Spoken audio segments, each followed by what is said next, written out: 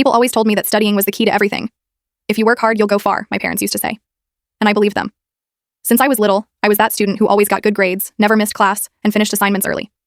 But behind every perfect score were sleepless nights, anxiety attacks, and an overwhelming urge to disappear for a while. I didn't study out of passion. I studied out of fear of disappointing people. High school was the peak of that pressure. I woke up at 6, studied until late, and barely saw my friends. Whenever I didn't get the highest grade, I felt like a failure. My parents were never harsh, but that proud look in their eyes when I brought home an award or diploma was addictive. I wanted to keep seeing it, even if it cost me my peace. In my final year, things began to fall apart. College entrance exams were approaching, and school felt like a battlefield. Some students competed fiercely, others pretended not to care, but deep down, everyone was exhausted. That's when I met Daniel.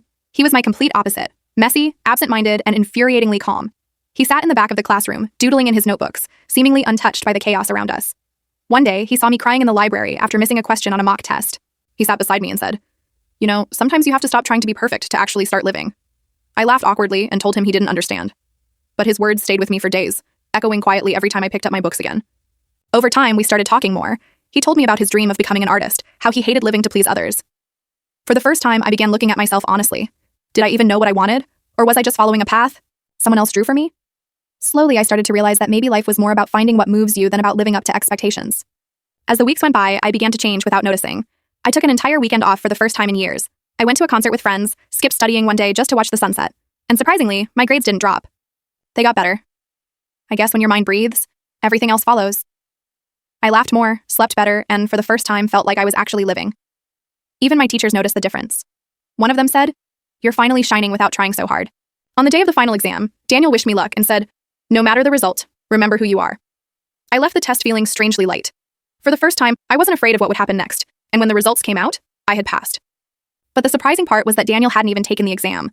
I wanted to be mad, but he just smiled and said, "Now I can follow my own path too." We stayed friends afterward, even as life got busier. I went to university, and he started selling his illustrations online. We'd still meet up sometimes to talk about life and laugh at how big our old worries had seemed. He showed me the first book he illustrated, and I told him about the projects I was leading in college. We talked about dreams, fears, and how adulthood felt like a never-ending test with no clear answers. Looking back now, I realized the biggest lessons from school didn't come from books. They came from people. I learned that no one is defined by a grade average, that mistakes are part of learning, and that we should never measure our worth by someone else's success. I also learned that growing up isn't about getting perfect scores. It's about finding balance between trying and breathing. I still have that old notebook full of notes, and at the very end, there's a message Daniel left me before graduation.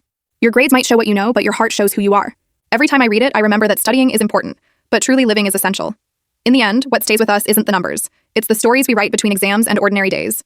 Because deep down, none of us are grades. We're just people learning how to exist in our own imperfect, beautiful ways.